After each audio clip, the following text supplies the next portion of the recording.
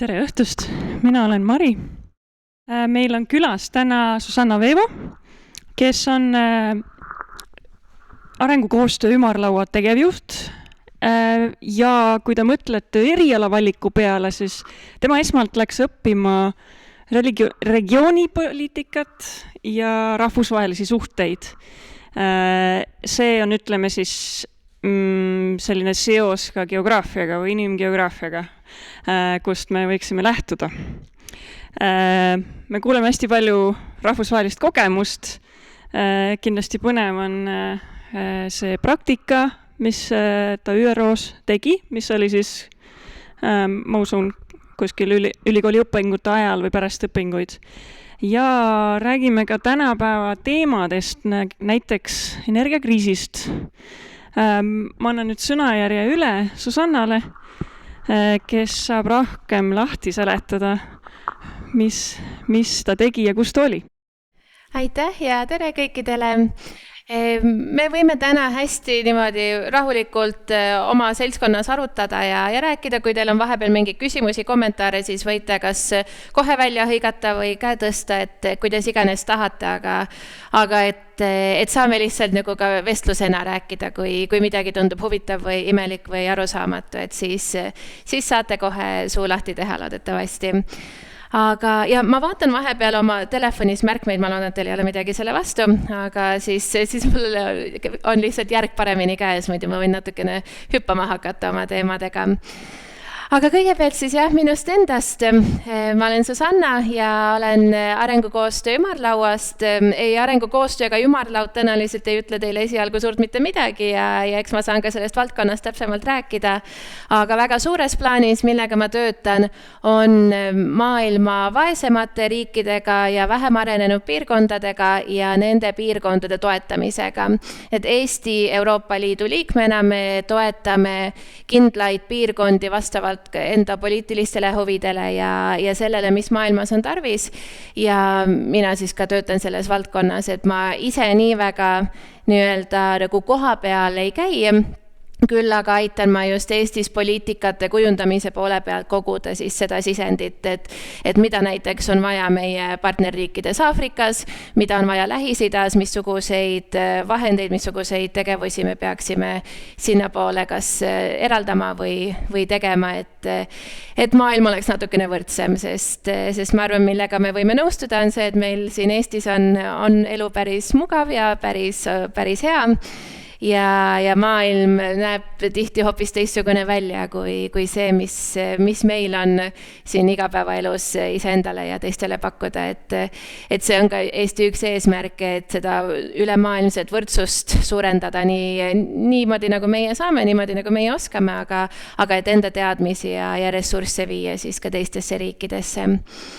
Aga ma alustan kõigepealt hoopis algusest sellest, et kuidas ma sellesse valdkonda sattusin ja kuidas ma ka oma valikuid tegin nii töökohtade kui praktikate kui ülikooliõpingute osas. Ja üleüldse, miks mulle hakkas huvi pakkuma rahvusvaheline koostöö ja selline võrdsuse suurendamine just. Ma räägin hiljem ka natukene konkreetsemalt just sellest inimgeograafia aspektist ja sellest, kuidas loodusvarad on olulised faktorid erinevates konfliktides, kuidas maailmas konfliktid keerlevad teatud loodusvarade või nende puudumise ümber, aga ma arvan, ma jõuan niimoodi ringiratast natukene käia, et vahepeal rääkida ühest ja vahepeal teisest. Aga kui täitsa algusest alustada, siis mina kasvasin üles hoopis teistsuguses kontekstis kui see, kus ma praegu töötan. Ma kasvasin üles Hiiumaal, kus oli enam-vähem minu külas oli 100 inimest ja meil kogu saare peale kokku vist kusagil 7-8 tuhat ja see ka vähenes järjest iga-aastaselt. Ja kus mina ei teadnud kuni Hiiumaalt ära kolimiseni 19-aastaselt, ma ei teadnud üldse, et minu lähedal kusagil elaks kedagi, kes näiteks ei räägiks eesti keelt või kelle emakeel ei oleks eesti keel, et see ei olnud ei olnud Hiiumaal meil nagu üldse tavaline, et üldse oleks erinevusi kuidagi. Kõik olid ühesugused ja tihti ka mõtlesid ühtemoodi ja olid ühesugused sellised trajektoorid, mis pärast kooli edasi tehti ja olid nagu mingid kindlad valikud, et mida oli nagu tavaline teha. Ja hästi pikalt see oligi minu jaoks nagu normaalsus. Ja ma ei osanud väga palju nagu isegi tahta sellest väljapoole mõelda. No siiamaani minu jaoks Hiiumaa on selgelt maailma kõige parem koht ja kes seda ei arva, see ei ole seal käinud. Aga mis oli minu jaoks oluline, kui gümnaasiumi ajal just mul avanes võimalus natukene rohkem nagu ka väljaspool enda sellist kodukohta näha, nii rahvusvaheliste nagu gümnaasiumi projektidega seoses, kui aeg-ajalt oli projekti kohtumised ja oli võimalik kas või näha, kuidas Lõuna-Euroopas elatakse, kuidas isegi Baltikumis mujal elatakse ja kohtuda inimestega, kes mõtlesid teistmoodi, rääkisid teist keelt üleüldse. Et see juba nagu minu enda jaoks avas hästi palju sellist laiemat pilti, et mis siis maailmas lõpuks pärast või nagu lisaks minule veel olemas on või lisaks sellele, mida ise olen harjunud nägema. Ja ma mõtlen, minu jaoks oli hästi keeruline teha seda valikut, et mida minna õppima, kuidas, ma ei tea, karjääri hakata tegema. Ja ma tegin seal ka valesid valikuid või võib-olla mitte valesid valikuid, aga igatahes ma ei lõpetanud kohe või ei teinud kohe neid valikuid, mis nagu lõpuks minu jaoks oluliseks said või mis ma lõpuks tegin. Kui ma gümnaasiumit lõpetama hakkasin, siis mulle tundus, et kõik on nii huvitav ja ma tahaks absoluutselt kõik õppida ja tegelikult võiks igas valdkonnas töötada ka, et kuidas nagu üldse sellega siis pihta hakata ja mis ma ise lõpuks selle jaoks tegin, ma hakkasin nagu hoopis otsast välistama selle asemel, et nagu valida, et mida ma siis kõige rohkem tahan, ma hakkasin kõigepealt maha tõmbama neid, mis nagu kindlasti ei sobiks, et mis mulle kas mu enda eelduste või annete kohaselt ei sobiks, et mille osas mul ei ole nii häid eeldusi, mille osas ei olnud nii häid tulemusi ja mis lihtsalt tundus nagu kohutavalt igav. Ja lõpuks ma jõudsin ikkagi nagu nelja erineva erialani, mis olid nagu kõik üksteisest piisavalt erinevad, et ma enam-vähem lõpuks ikkagi loosiga pidin valima, aga need 4, mis mulle nagu mis jäid gümnaasiumi päris lõpuks ette, olid siis klassikaline muusika, teatrikunst, rahvusvahelised suhted ja eesti keele filoloogia, mis kõik on nagu üksteisest piisavalt erinevad, et päris nagu ühega teist ei tee. Ja ma lõpetasin omadega hoopis Muusikaakadeemias ja läksin klassikalist muusikat õppima. Mul läks 1,5 aastat aega napilt enne seda, kui mul tasuta õppimise võimalus või edasiõppimise võimalus oleks ära kadunud, kui ma sain aru, et see on kõige kohutavam asi, mis ma iseenda tol hetkel sain teha. Ja olgugi, et see oli väga raske otsus, siis ma otsustasin ülikoolist ära tulla ja eriala vahetada, sest klassikaline muusika lõpuks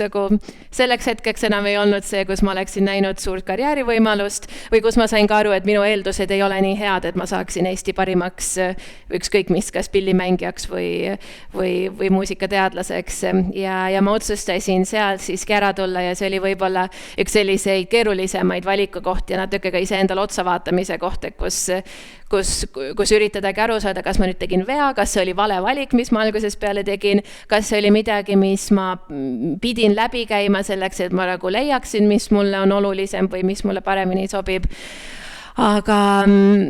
ja see oli üsna siuke tormiline ja natukene raske. Ma mäletan, mulle ema ütles, et see on kõige suurem viga, mis sa kunagi teed, et ära sa kindlasti ülikoolist ära tule. Ikkagi tulin ja täna ma õnneks ei arva, et see oleks olnud kõige suurem viga, mida oleks saanud teha. Ja enne kui ma oma edasisi valikuid tegin, mul oli kuskil 0,5 aastat oli veel aega mõelda, enne kui uuesti ülikoolide sisseastumisperiood tuli. Ja ma natukene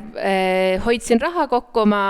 minu töö tol ajal oli lapsi hoida ja selle kaudu sain natukene, enam-vähem mõned 100 eurot sain kokku hoida ja ma otsustasin lihtsalt reisima minna, vaadata, mis juhtub. See oli muidugi ka üsna selline privilegeeritud asi, mida teha, et mida nagu iga inimene ei saa mõelda, et vaataks, mis juhtub ja et äkki ei juhtu midagi halba, aga mul läks nii hästi, et ei juhtunud midagi halba. Ma lendasin ühe otsa piletiga Ateenasse ja hakkasin sealt Eestisse tagasi hääletama ja seal mul läks kusagil 2 kuud umbes enne, kui ma Eestisse tagasi jõudsin, aga just Ida-Euroopa poole peal, Balkani poolsaarel õnnestus jällegi näha väga palju nagu erinevaid just väikelinnasid, erinevaid kogukondi, erinevaid inimesi, rääkida erinevaid keeli ja lihtsalt näha veel rohkem seda, et missugune see maailm välja näeb, et juba Euroopas on ikkagi nii palju erinevaid varjundeid, erinevaid nägusid, mida avastada ja kuhu me nagu tihtipeale ei satu ka, ma ei tea, rohkem kui kooliekskursioonidel või perereisidel, aga isegi siis sa oled pigem nagu kusagil, näed seda, mida telekaski sisuliselt, et neid peamisi sihtkohti ja päriselu mitte nii väga. Aga minu jaoks see oli nagu hästi õpetav kogemus. Ma sattusin ühel hetkel ka Kaukaasia piirkonda, Armeeniasse ja Gruusiasse ja seal ma töötasin mõnda aega ka rahvusvaheliste projektidega ja seal just nagu noorsootööga ja noorte koolitamisega,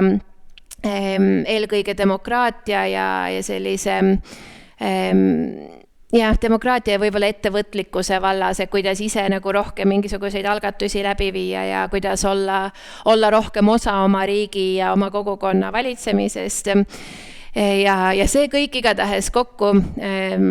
hakkas mul vaikselt nagu midagi mu sees, ma ei tea, üles äratama või midagi nagu hakkasin ma ära tundma ja ma lõpuks läksin õppima Lähis-Ida uuringuid. Ma vaatasin regiooni uuringute poole. Tallinnas, kuna ma tahtsin just Tallinnas olla, siin ei olnud väga palju erinevaid variante, mis oleks nagu, ütleme, konkreetselt regiooni uuringud ja mitte filoloogia, kuna ma ei tahtnud liiga palju keeleõppele keskenduda ja Aasia uuringute eriala oli, ma arvan, et üks ainsaid selle jaoks ja Aasia uuringute eriala siis sai veel spetsialiseeruda kas Hiina, Jaapani või Lähis-Ida regioonile. Minu jaoks Lähis-Ida oli seejuures kõige huvitavam, kuna see on ka ma julgen öelda, et üks väga nagu selline stigmatiseeritud regioon, kus on ka pikalt olnud hästi keerulised olud ja mis tol ajal oli juba ära olnud see esimene suurem rändekriis Euroopas, kui ma õppima läksin, millel oli juba selline nagu halb maik oli küljes, et see on see, kus kõik sisserändajad tulevad, siis käis Süürias juba sõda ja igatahes Lähis-Ida tundus väga nagu selline vähe mõistetud regioon, eriti Eestis. Ja minu eriala siis oligi, ta oli selline nagu kombinatsioon rahvusvaheliste suhete ja konkreetselt regiooni uuringute vahel, et me vaatasime põhimõtteliselt maailma siis läbi selle regiooni nagu konteksti ja uurisime seal juures erinevaid osasid, et muuhulgas ka kultuuri ja ajalugu ja nii edasi. Aga minu jaoks see andis kindlasti hästi olulise baasi ka minu edasiste valikute puhul, ka arengukoostöö valdkond, kus me ikkagi töötame otseselt riikidega, mis on näiteks looduskatastroofidest on kannatada saanud, kus me töötame humanitaarabi andmisega ja sõja, ütleme, nende riikidega, kus sõda on lõppenud, sellise konfliktijärgse taastamisega, et Lähis-Ida oli selles mõttes nagu huvitav regioon, millesse esimesena süübida ja kust hakata edasi vaatama. Et täna arengukoostöö valdkonnas meil Eesti näiteks riiklikult töötab nii Ida-Euroopas kui Lähis-Ida regioonis, Põhja-Aafrikas ja Sahara-taguses Aafrikas, et ühe väikse riigi kohta on see nagu suhteliselt selline lai geograafiline ala, mida kaetakse ja mille osas on jätkuvalt vaja ekspertiisi, on vaja, et inimesed, et meil oleks Eestis piisavalt asjatundjaid, kes teaksid, mis nendes regioonides toimub, mis seal need vajadused on, mis need reaalsused on ja kindlasti minu jaoks Lähis-Ida uuringud oli selles mõttes oli nagu hästi silmi avav. Samamoodi, kuna mul õnnestus ka endal Lähis-Idas üsna palju käia, siis ma olin mõned kuud näiteks olin Iraanis, kus oli hästi suur probleem just joogiveega. Ja see on loomulikult, on üleüldiselt, Iraanis on suur probleem ka valitsemisega, aga neil olid näiteks konkreetsed olukorrad, kus riik suunas nagu niigi vähest joogivett, suunas oma riigist minema niimoodi, et kohalikud inimesed seda tarbida ei saaks, et põllumajanduses seda kasutada ei saaks ja suunas hoopis teistesse riikidesse. Näiteks Iraan saatis oma joogivee hoopis Iraaki, mis on samuti sõjas räsitud, aga tegi seda religioossetel põhjustel, kuna Iraagis on ka selle sama usulahu esindajad, kes Iraanis on, et siis saadeti sinna nagu vähemus usulahu esindajatele joogivett samal ajal kui oma riigis. Inimesed olid parasjagu, olid nagu just veepuuduses ja kus tegelikult see nagu suurendas oluliselt neid kohalikke siseriiklikke probleeme, aga kuna tihti loodusressursid on väga ära politiseeritud, et siis lihtsalt poliitilise otsusena tehti niimoodi, et las need oma inimesed kannatavad ja ka surevad, aga et vähemalt mingisuguse nagu žestina on saadetud siis veeabi ka teistesse riikidesse. Ja kui asi puudutab, ütleme, loodusressursse ja konflikte üleüldiselt, siis see on üks muster, mida ma olen ise näinud nagu üle maailma hästi palju. Et probleem ei ole nii väga selles ressursi puudumises iseenesest, vaid pigem selles valitsemises, mis selle ümber käib. Et kui igasuguste loodusressursside jaotamine, kui sinna juurde tuleb korruptsioon, kui sinna juurde tulevad mingisugused valitsusest eraldatud mässajate grupid või ka ekstremistide grupid, kes ajavad hinnad hästi üles ja kes piiravad tavainimeste ligipääsu eluks vajalikele ressurssidele, et see on see koht,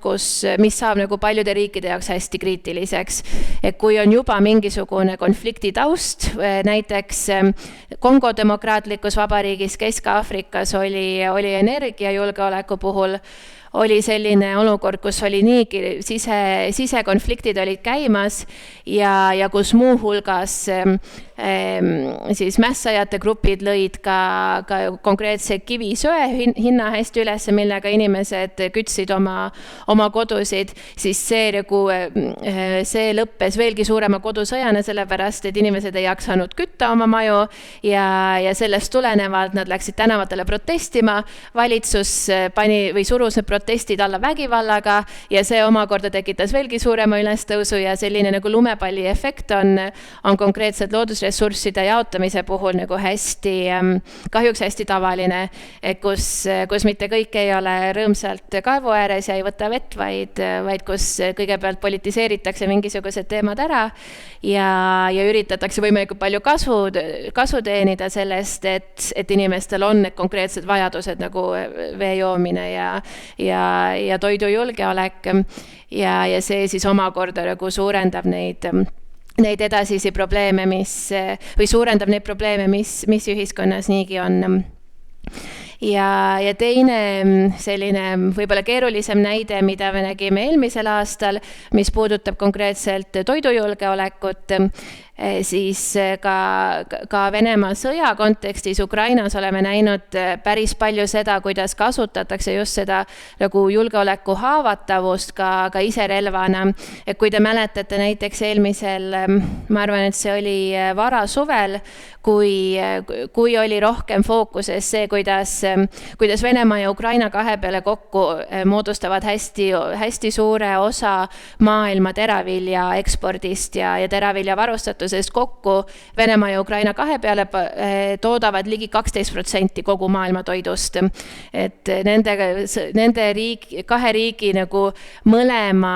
ekspordivõimekuse nagu täielik kokkukukkumine oli maailma toidujulgeolekule ikkagi väga kriitiline ja nagu me võib-olla te mäletate, siis eelmisel suvel olid konkreetsed olukorrad, kus Mustal merel olid viljalaevad olid ootel, et neile antaks luba Mustmeri ületada ja konkreetselt Sahara tagusesse Aafrikasse teravilja viia ja kus need laevad pandi põlema. kus ütleme, see toit ise sai ka relvaks, millega manipuleerida otsuseid, millega survestada üht poolt alluma ja näitama ka liitlastele Euroopale, et mida rohkem me tahame toetada Ukrainat, et seda kriitilisemaks lähevad üle maailma need olud. Et see on ka selline nagu suhteliselt karm reaalsus, mis maailma julgeolekuga ja loodusressursside jaotamisega kaasas käib, et sellised, et ütleme, geograafiat ja poliitikat omavahel lahutada ei ole kahjuks lõplikult täiesti võimalik, et loomulikult saab ühele rohkem keskenduda kui teisele, aga tihti paljud otsused ka inimgeograafias on ikkagi hästi poliitilised ja kahjuks tuleb meil sellega õppida toime tulla või õppida ka nendest mängudest võib-olla rohkem aru saama. Aga kui nüüd tagasi tulla natuke selle juurde, et kuidas ma enda erialaga, või ütleme, pigem kuidas ma enda karjääri hakkasin üles ehitama ja kuidas ma täna töötan selles valdkonnas, kus ma olen, siis kõigepealt, mis minu jaoks sai hästi oluliseks, oli see, et Eestis ei olnud väga palju inimesi, kellel oli konkreetselt taust Lähis-Ida uuringutega või Lähis-Ida suunalise ekspertiisiga. Ka see eriala ise konkreetselt on tänaseni väga selline tagasihoidlik, seal astub aastas sisse mõned inimesed, vahel 10, aga lõpetab 3, et umbes niimoodi see on. Ja see tähendab ühest küljest, et Eestis on jätkuvalt vajadus selle konkreetse regiooni ekspertiisi järele, aga tegelikult ka teiste regioonide järele, et rohkem on neid inimesi, kes õpivad võib-olla nagu üldisemalt kõigepealt endale baasteaduse alla, kas siis näiteks lähevadki rahvusvaheliste suhetesse, riigiteadustesse ja siis keskenduvad kas ühele või teisele regioonile või mingisugusele teemale. Aga konkreetselt iseenda teekonna puhul ma nägin, et sellest oli hästi palju kasu mulle, kui ma olin juba enda bakalaureuse astmes, olin saanud väga konkreetse spetsiifilise suuna kätte, et siis selles astmes ka tööle kandideerides ja tööturul konkurentsis olles ei olnud paljudel minuealistel midagi sarnast pakkuda, et neil võisid olla küll sügavamad üldteadmised, aga tihti tööturul on sul vaja hoopis konkreetsemaid teadmiseid mingisuguse konkreetse valdkonna kohta. Me jõudsimegi juba tööturu juurde, et varem siin arutasime ka omavahel, et sa läksid õppima rahvusvahelisi suhteid ja mina ei tea, alles võib-olla siin eelmisel nädalal hakkasin mõtlema, et aga kuidas sa tööd leiad või mis võiksid olla need võimalikud ametid, töökohad, kuhu sa saad minna pärast elus? Jah, see on hea küsimus, sest keegi töökuulutusele ei kirjuta, et otsime rahvusvahelist suhtlejat või riigiteadlast või ausalt öeldes ma ei tea, kuidas teistes teadusvaldkondades on, et kas su eriala tingimata ühildub selle töö selle ametikohaga, mida hiljem otsida või kus hiljem töötada, aga sotsiaal- ja humanitaarteadustes kindlasti mitte, et sa kunagi ei saa võib-olla mitte päris kunagi, aga et üldjuhul sinu ametikoht ei ole seesama, mida sa õpid, vaid ta on seotud selle valdkonnaga, sa saad kasutada oma teadmisi, aga sa võib-olla pead natuke kasutama ka oma loovust, et aru saada, kus üldse sinu taustast on kasu või kuhu sa saad panustada enda teadmistega. Mina hakkasin konkreetselt vaatama just esialgu rändevaldkonna poole, kuna Lähis-Ida oli meie jaoks tollal hästi seotud üleüldse Euroopa sisserändega, et siis ma alustasin sealt poole pealt ja mõtlesin, et võib-olla mu keeleoskust on tarvis. Ma tollal veel arvasin, et ma enam-vähem räägin araabia ja türgi keelt, täna ma seda enam ei arva, sest ei ole nii väga seda praktiseerimist tarvis, vähemalt Eestis. Aga jah, ja niimoodi ma sattusin praktikale kõigepealt ÜRO rahvusvahelisse rändeorganisatsiooni, et see on üks 2 ÜRO asutusest, millel on ka Tallinnas oma kontor. Toona, kui mina sinna läksin ülikooli kõrvalt, siis seal oli äkki 4 inimest ja mina olin 5. praktikandina, aga see oli hästi hea kogemus ühest küljest just selle osas, et kuidas sellised nagu väga suured masinavärgid, ülemaailmsed masinavärgid töötavad, olgugi et siin Tallinna kontoris, siis mul oli vaja ikkagi teha ka läbi kõik need taustakontrollid ja turvakaalutlused ja kõik olulised evakuatsioonikoolitused, mis ÜRO puhul on vajalikud. Õppisin seal, et kõige parem korrus, kus olla, on 5. ja 8. korruse vahel, sellepärast, et kui on tulekahju, siis kõrgem on liiga kõrge ja madalamal on suurem tõenäosus, et ma ei mäletagi, mis see oli, siis on vist suurem tõenäosus, kui tuli altpoolt hakkab, et siis ta jõuab ka sinuni. Aga igatahes, et asjad, mis tingimata ei ole isegi Eestis, ei olnud nii olulised, sõja kontekstis, evakuatsioon ja nii edasi, aga kõik selle ma sain ka siin Eestis läbi teha lihtsalt, kuna ÜRO masinavärk seda nõuab ja see andis ka hästi hea ettekujutuse, et mis asi see rahvusvaheline koostöö üleüldse on ja kui palju see on ka seotud erinevate geograafiliste piirkondadega maailmas, erinevate arengutega, mis nendes piirkondades toimuvad ja mis need nagu maailmas suuremad vajadused on, et ÜRO ise ka töötab hästi palju just vaesusega ja näljahädaga. Täna on maailmas, ma ütlen teile kohe, kuskil 8,5% maailma elanikkonnast, 650 miljonit inimest, kes endiselt elavad ekstreemses vaesuses, ehk siis vähem kui $2 päevas. Eestis on selle vaesuse, Eestis on vaesuse nagu ülemmääraks, et millest altpoolt on ekstreemne vaesus, on kusagil 250 eurot kuus, et juba see skaala on väga erinev, et ka meie ekstreemne vaesus näeb välja siiski teistsugune kui maailmas. See tohutu vaesus, mida väga paljud inimesed kahjuks kogevad. Ja suur osa sellest on ka just seotud sellega, et ei olegi ligipääsu toidule, ei ole ligipääsu veele, ei ole ligipääsu energiale. Ja kui ka need ressursid on olemas, siis neid lihtsalt müüakse niivõrd kallilt ja tehakse seda meelega, kuna teatakse, et igal juhul mingit hinda peab maksma, sest ilma nendeta ei saa elada, et see omakorda juba viib konfliktideni. Aga igatahes ma jõudsin selleni, ma jõudsin ÜRO juurest, et see praktika kogemus minu jaoks oli hästi huvitav just, et näha ka, kuidas väljaspool, ütleme, Eesti selliseid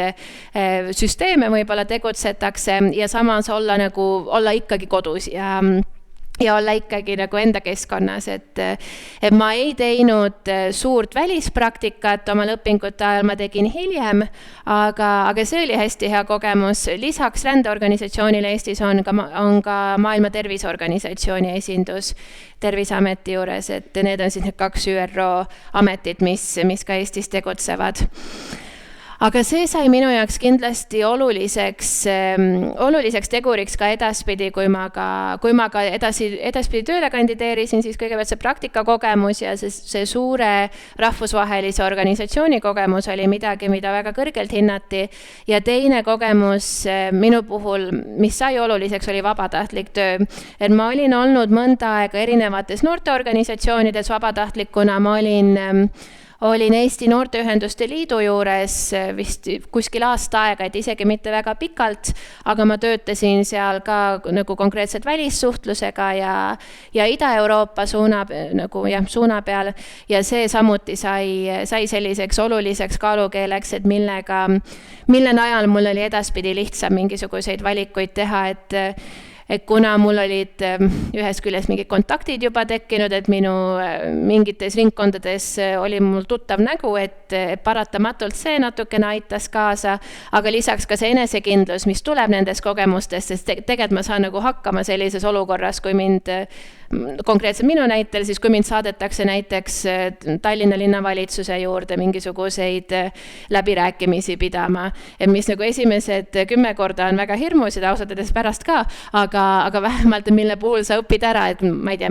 mis on need kirjutamata reeglid või kuidas ma pean käituma, mida ma pean tegema. Vabatahtlikuna saab olla esialgu nagu tihti selliseks kärbseks seina peal, keda keegi ei märka niikuinii ja kelle tõenäoliselt sõna ei anta, aga sa vähemalt näed ära, et kuidas inimesed käituvad, mida öeldakse, mida tehakse ja kõik need kogemused hakkasid hästi suurt rolli mängima siis, kui ma sattusin arengukoostöö ümarlauda. Ma mitte ei alustanud seal tegevjuhina, vaid seda rolli ma olen kandnud praegu alles aasta aega.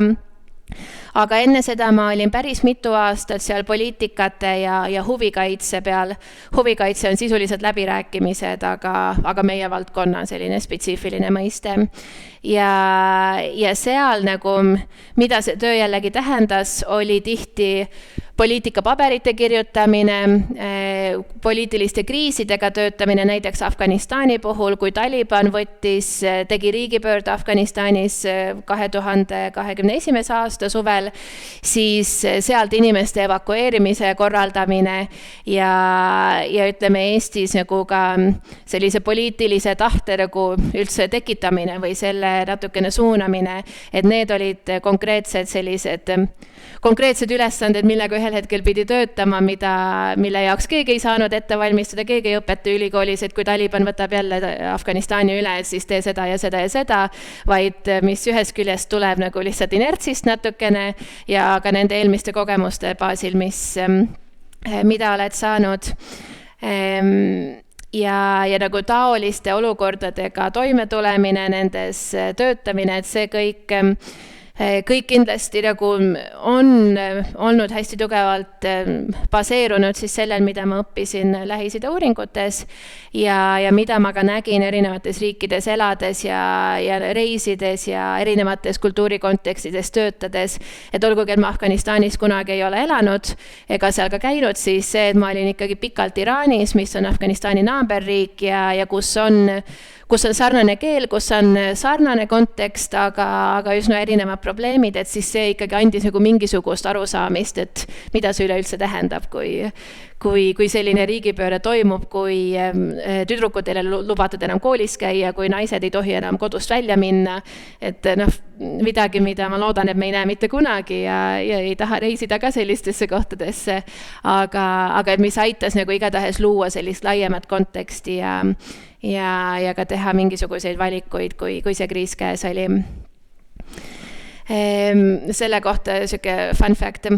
kui ma arvan, see oli vist 2-3 päeva oli sellest möödas, kui Taliban riigipöörde tegi, kui mul hakkas nagu kogu see kriis hakkas mul nagu nii palju nagu hakkas mul ikkagi nagu närvidele ja tervise peale, et lihtsalt ühe terve öö ma oksendasin järjest, kuna nagu lõpuks see tuli füüsiliselt nii palju see enda peale, kui sa pead mõtlema, see on nimekiri inimestest, kes on vaja ära evakueerida, kes on vaja Eestisse tuua selleks kuupäevaks, enne kui nad ära tapetakse ja iga päev sa ei saa öösel magadagi, sa ei tea, kas need inimesed on üles leitud, kas minister on loa andnud, et need tohib ära evakueerida või mitte ja igatahes see on nagu selline teine pingelisem osa, aga mis on jällegi hästi vajalik, sest selles konkreetse loo puhul ikkagi natukene üle 10 inimese jäi tänu sellele ellu, et neile anti see luba ja et me saime nad ära tuua. Et see nagu omakorda on ka ikkagi oluline võit. Aga ma mõtlen, mis võib-olla on veel selline lähedasem näide, kus jällegi kasutatakse nagu ära ka loodusvarade nappust või nende nagu sellist puudust. Praegu konkreetselt see maavärin, mis oli Türgis ja Süürias, see on toonud omadega niigi kaasa väga palju probleeme seal. Arvatakse, et ma ei mäletagi, äkki kusagil 20 miljonit inimest ligi kaudu on sellest mõjutada saanud, et kes siis elasid nendes linnades, kus see maavärin toimus. Ja kõige nagu koledam minu enda jaoks on näha, kuidas eriti sellistes olukordades, mis ei ole kellegi tekitatud, mis on tohutu katastroof kõikidele, kes seal olukorras on, kuidas juba on tekkinud rühmitused, kes näiteks piiravad ligipääsu joogiveele ja kes varastavad bensiini ja kes nagu üritavad ikkagi kasu lõigata sellest, missugune kaos on tekkinud nagu millegi tõttu, mis ei ole mitte kellegi süü ja mille pärast kõik kannatavad ja et üritatakse nagu ikkagi seda kuidagi enda kasuks mängida, et las parem 1 miljon inimest kannatab, kui mina saan sellest natukene võita, kui et anda siis seda ligipääsu kõikidele. Ja see on ka üks põhjus, miks see rahvusvaheline koostöö nii oluline on, et kui igaühel lasta nagu oma külas, oma linnas, oma riigis riigis teha täpselt seda, mis nagu parasjagu tuju tuleb, et siis paraku inimesed kannatavad aina rohkem ja rohkem, et tihti me näeme, et need ei ole riigid ise, need ei ole riikide valitsused, mis tahavad oma rahvale halba, keegi ei taha otseselt oma rahvale halba, vaid pigem on antud kas kuskil regioonides liiga palju autonoomiat siis mingitele kohalikele rühmitustele või siis on seal konkreetselt nagu ekstremistide rühmad, kes on ühe või teise nagu asjaga hoiavad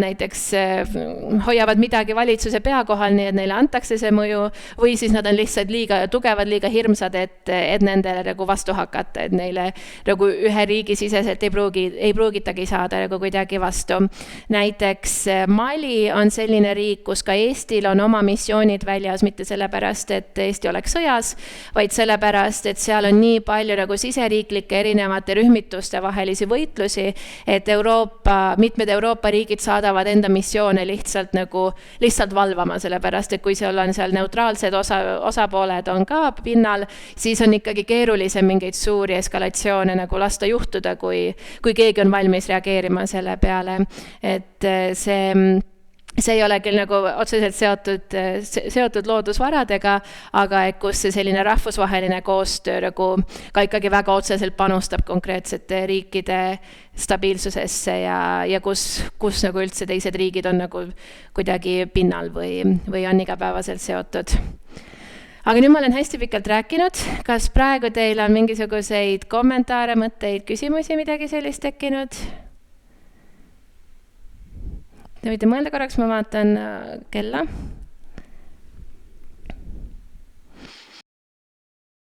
Ma teen otsa lahti jälle, et see kõlas päris hirmsalt. Et kas su tööpäev ongi nii raske, et saad kõne valitsuselt ja siis pead organiseerima ruttu hädaabi?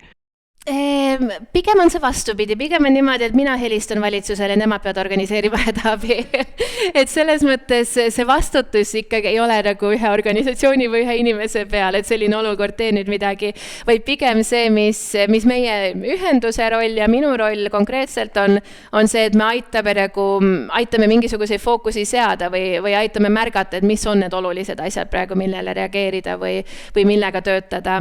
Et jah, ise nii väga ei pea mingit abi organiseerima, jaa. Mul tuli ka üks küsimus vahepeal, et mis te täpselt tegite siis nende katastroofide juures, mis teie ülesanne oli? Konkreetsete katastroofide juures,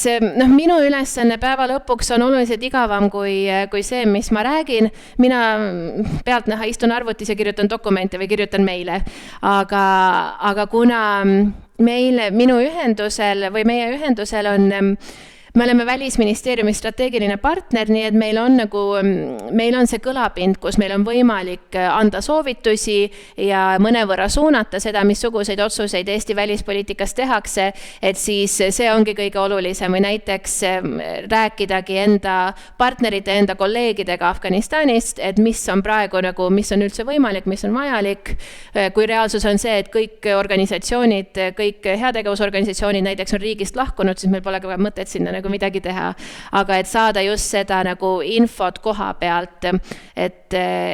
see on nagu eelkõige siis minu töö, et helistada ja rääkida inimestega, kes nende katastroofide sees on. Milline teil nagu igapäevane selline tööruum, kuidas see nagu välja näeb? See näeb välja, ma mõtlen, üldiselt on niimoodi, et alati on mingisugust dokumenti vaja kokku panna. Me teeme üsna palju ka uuringuid just selle jaoks, et kaardistada rohkem, et näiteks konkreetsete, ma ei taha liiga palju poliitikatest rääkida, ma loodan, et sellega liiga igavaks ei lähe, aga et näiteks konkreetsete poliitikate elluviimise kohta, et kui Eestis on välispoliitika näiteks peab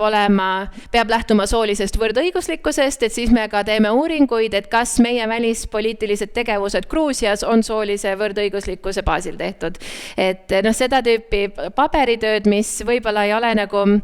ole nii huvitav, aga mis jällegi on hästi olulise mõjuga, et mille najal hiljem tehakse teisi otsuseid ja mis aitab suunata seda, mis edaspidi saab, aga selline minu igapäevatöö, ütleme, on see niimoodi, et hommikul kirjutan dokumente, lõunal käin kas kuskil kohtumistel või kuskil konverentsidel, et sellist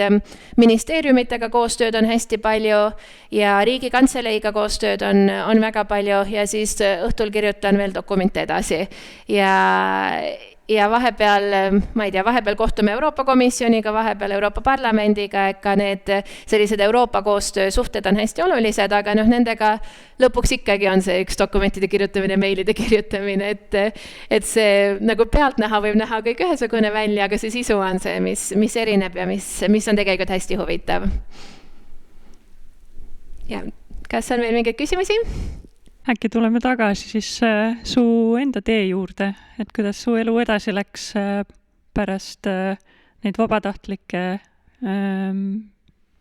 kogemusi? Minu jaoks oli üks veel hästi oluline selline juhtum võib-olla mu nagu just karjääri juures. Pärast ma olin mõnda aega, nagu olin keskendunud veel koolile ja ma üldse ei töötanud ja kui ma siis hakkasin uuesti tööd otsima, siis ma kandideerisin ühte organisatsiooni, kus mulle tundus, et ma oleksin nagu nii hea kandidaat, et ma oleksin sinna väga hästi sobinud ja mul olid nagu väga konkreetsed mõtted, mida see organisatsioon hiljem niikuinii läbi viis, mis ma olin neile välja pakkunud, aga kus nad ütlesid mulle ei. Ja see eitav vastus minu jaoks oli nagu selline nagu korraks lõi mind kõikuma, et mis ma siis nüüd tegema pean või miks ma nüüd piisavalt hea ei olnud või mida nad siis otsisid, mida mul ei olnud. Lõpuks tuli välja, mida nad otsisid, oli rohkem nagu siseriiklik vaade ja vähem välispoliitiline vaade, mida mina just rõhutasin, nii et see oli igati loogiline, et nad valisid inimese, kes oli nende profiilile sobivam ja see ei tähendanud, et mina piisavalt hea ei olnud, vaid lihtsalt, et minu fookus oli või minu ekspertiis oli natukene nagu teises valdkonnas. Aga selle tõttu, ma nüüd loodan, et mu kolleegidest keegi ei kuula seda salvestust, aga selle tõttu ma natukene jonni pärast ja natukene niimoodi muu seas kandideerisin arengukoostöö ümarlauda. Ma ei teadnud, mida tähendab arengukoostöö, ma ei teadnud, mida tähendab ümarlaud, ma ei teadnud, mida tähendab huvikaitse, mis oli see ametikoht, kuhu ma kandideerisin, või mul oli mingisugune arusaam olemas, aga ma ei olnud kunagi selles valdkonnas töötanud, et ma ikkagi läksin nagu väga konkreetselt enda mingite regiooni uuringute taustteadmistega sinna intervjuule, aga mind võeti sinna tööle pigem nagu ütleme sellise potentsiaali tõttu, et mul ei olnud jah seda kogemust ja nad oleksid eelistanud tõenäoliselt inimest, kellel oleks see kogemus olnud, aga nad nägid minu nagu profiilist üleüldiselt, et ma õpin vähemalt kiiresti ära või et ma õpin nagu ujuma selles valdkonnas ja saan aru, mida ma tegema hakkan. No aega läks, aga ma arvan kuskil 3-4 kuu pärast ma nagu enam-vähem juba teadsin, mis ma teen ja seal läks mul üsna kiiresti, üsna hästi, et see selline poliitikatega töötamine, konkreetsete regioonidega töötamine sobis mulle väga hästi,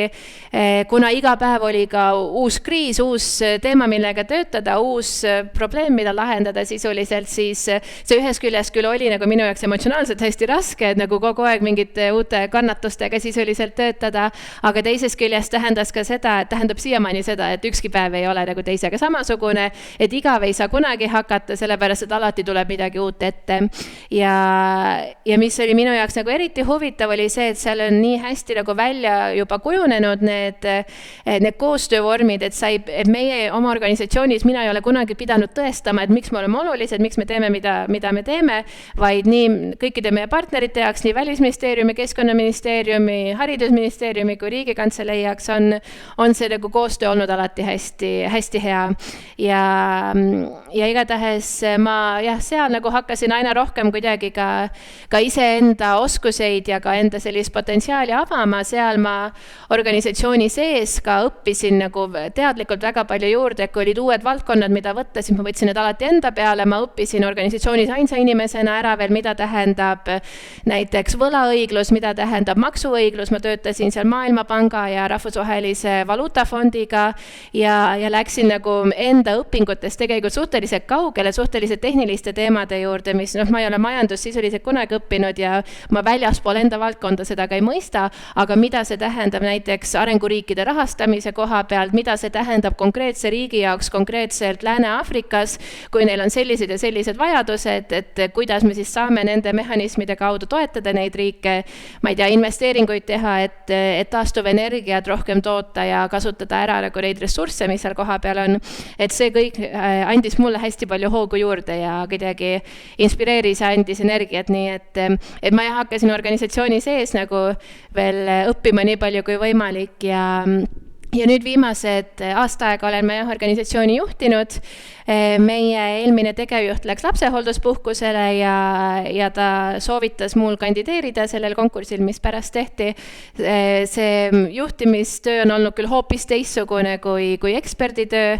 ja ma natukene igatsen seda, et saaks nagu pigem oma spetsialistitööd teha, keskenduda huvitavatele asjadele ja mitte administratiivtööle, aga samas kogemusena on see ikkagi hästi väärtuslik, et kuidas ka nagu sellist rahvusvahelise koostööga töötavat organisatsiooni juhtida ja alles hoida ja säilitada ja nii edasi. Ja seal nüüd kokku ma olen olnud, mul nüüd jookseb 4. aasta, nii et väga pikalt ei ole, aga ikkagi nagu suurem osa minu sellisest professionaalsest elust ja ülikooli järgsest elust on nüüd seal möödunud. On teil mingisuguseid mõtteid või küsimusi veel? Mul tekkis selline küsimus, et kas kunagi on nagu kõige mingi kahetsusmomente, et valisite sellise tee ikkagi, et oleks ikkagi võib-olla muusika või midagi muud, et mis need muud valikud olid, et kas te olete nagu, ma ei tea, kahetsust teada? Kusjuures on, aga kahetsust mul tõesti pole absoluutselt tekkinud, ma pole isegi mõelnud sellele. Ma võib-olla kahetsen seda, et ma alguses ikka selle muusikat õppima läksin, et oleks võinud kohe midagi huvitavat oma ajaga teha. Et jah, seda kahetsust üldse ei ole, pigem nagu ma mõtlen, et mis nagu edasi saab, kuidas saaks veel huvitavamaks minna. Tundub, et see on juba nii huvitav, et tegelikult ei oskagi nagu väga midagi paremat tahta.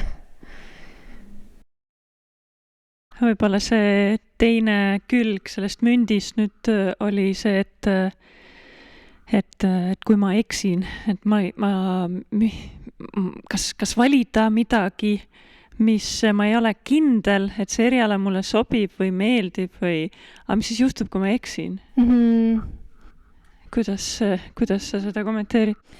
Ma ei tea, kuidas teil on. Minu enda jaoks nagu see eksimine on alati olnud hästi suur hirm ja siiamaani on, et ma parem ei tee üldse midagi, kui et ma teen midagi valesti või kui et ma teen midagi, mille osas ma ümber mõtlen. Või see on nagu see selline esialgne mingisugune refleks, mis tuleb ja ma pean ennast nagu ümber veenma, et tegelikult on okei ka, ma ei tea, protsessis õppida ja ümber mõelda ja leida seda, et mis siis kõige paremini sobiks.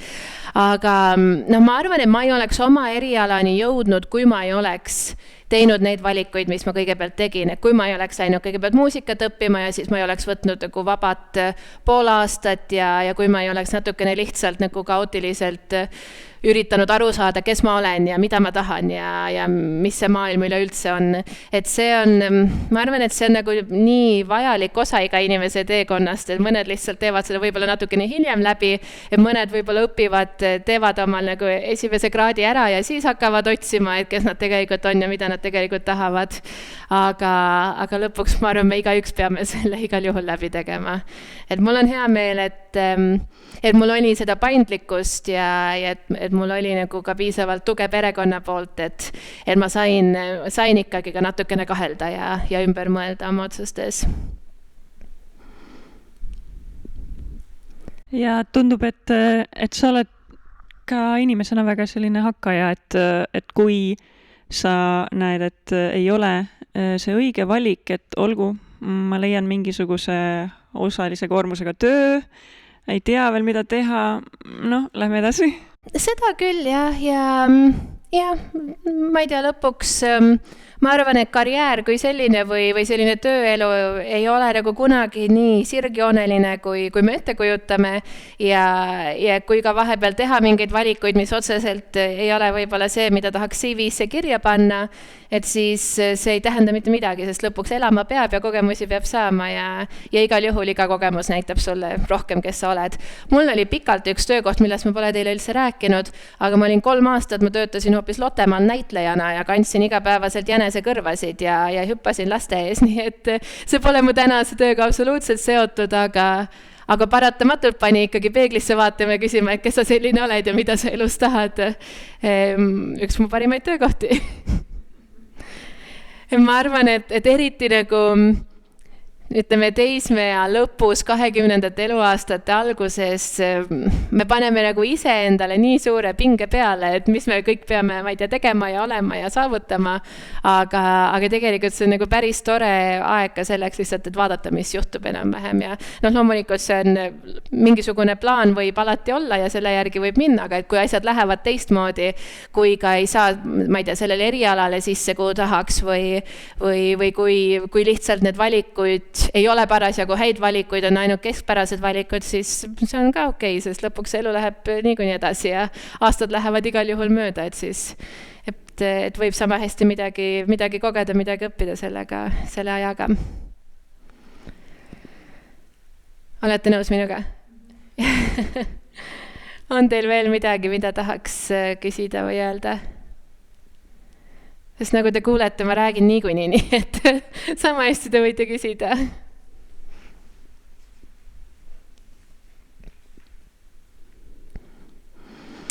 Okei, siis võib-olla mitte, ma korraks vaatan veel kella. Ma valmistasin ette ühe väikese nagu mängu, aga ma mõtlen, võib-olla meil ei ole seda nagu nii kitsas seltskonnas nagu kõige huvitavam teha, aga me võime korraks ikkagi katsetada. Põhimõtteliselt, milles see mäng seisneb, on see, et igaüks teist saab endale ühe riigi, mida te esindate. Igal riigil on oma eesmärk ja omad tingimused, oma sanktsioonid, mis on peale pandud ja igal riigil on oma loodusvarad ja teil on konkreetsed eesmärgid, siis missuguseid varasid teil on tarvis, et oma rahvas ära elatada. Ja te peate omavahel hakkama neid loodusvarasid jagama selle jaoks, et kõik saaksid oma eesmärgid täidetud. Tahate proovida korraks? Mul on 5 riiki, ma vaatan, võib-olla osad teist saavad paaris olla, aga igatahes saame vaadata, kuidas see teil läheb. Ja reegel on see, et ei tohi teistele riikidele öelda, mis teie eesmärk on ja mis teie sanktsioonid on. Et te võite öelda, et mul on see loodusvara, anna mulle seda vastu, aga te ei tohi öelda, et ma ei saa mingil põhjusel seda näiteks teha või et ma sinuga ei taha.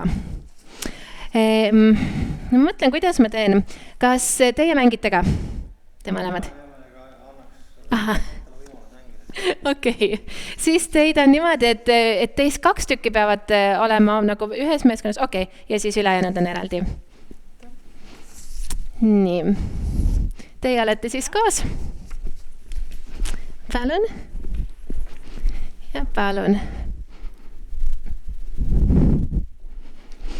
Ja ma annan teile paar minutit lihtsalt lugemiseks ja ma siis ütlen, millal te peate hakkama võidu peale või aja peale oma loodusvarasid vahetama. Kogu selle mängu eesmärk, siin ei ole mingit suuremat, laiemat moraali, et täpselt selline on maailm. Õnneks on maailmas oluliselt rohkem riike, kellega koostööd teha, et see ei ole nagu mingid konkreetsed, enam-vähem suvaliselt valitud 5 riiki, aga see oli lihtsalt väike näide sellest, et ühes küljes, kui palju on läbirääkimisi nagu nii lihtsate asjade jaoks, nagu joogivesi vaja kusagil läbi viia, kui poliitilised ja majanduslikud huvid on mängus ja teisest küljest, et kuidas igasugused kokkulepped riikide vahel, et kuidas need on niikuinii selline kompromisside küsimus ja sisuliselt selle asemel, et kõik võidaksid, kõik alati kaotavad natukene, aga võib-olla kui hästi läheb, siis keegi võidab ka. Et see oli jah, pigem nagu lihtsalt ilmestamiseks, et milline see rahvusvaheline koostöö tihti välja näeb ja et mis need sellised mingid aspektid on, millega arvestada, et kes ei taha kellega koostööd teha ja nii edasi. Kas sa oskad juba meile öelda järgmise konflikti? no mis praegu on näha, on see, et kus võib jamaks minna, võib-olla Türgi, kuna seal on ka valimised tulemas ja seal üritatakse valimisi edasi lükata ja seal samal ajal kannustatakse ka neid ekstremistide gruppe, et nad oleksid aktiivsemad, et tekiks nagu suurem sisepoliitiline jama, et seda siis valimistel kasutada. Et see on nagu üks selline ärevam koht ja teine on ikkagi Moldova, kus praegu enam-vähem iga päev oodatakse, et millal üritatakse riigipööret läbi viia. Et need on sellised nagu natukene tuleohtlikud kohad, aga jah, et need on ilmselt kõige keerulisemad meie naabruskonnas vähemalt.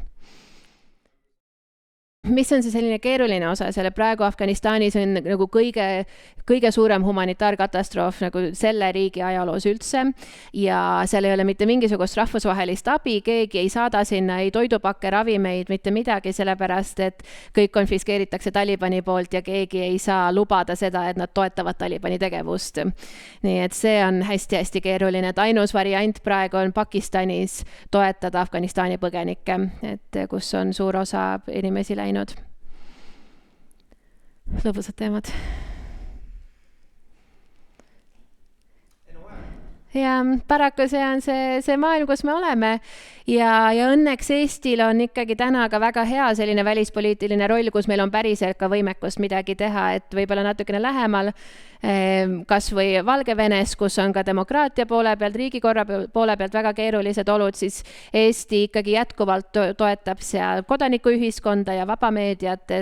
et hoida ülal sellist demokraatlikku liikumist ja et kõik ei kaoks nende valimistega taha ära, nii et ma arvan, me elame nagu väga heas riigis, meil on endal rahulik ja samas meil on ka piisavalt meil on piisavalt kaalukas sõna ka meie regioonis, et meil õnnestub üht-teist ellu viia ja ka teisi Euroopa riike innustada rohkem tegutsema. Et täna Eestil on ikkagi väga hea maine Euroopas, kui selline väike visa natukene kakleja, aga kes nagu väga konkreetselt just tegutseb enda moraali ajal, et mitte ei vaata, kust tuuled puhuvad. Ma arvan, et selline optimistlik lõpp ongi tore ja täname siis kuulajaid ka, kes kunagi podcasti kuulavad.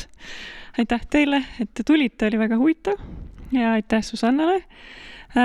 Väga teistsuguse profiiliga inimene, aga ma arvan, et võib-olla kõige huvitavam oli siiamaani kuulata, mis toimub sinu erielas. Ja suur tänu siis ka Haridusametile.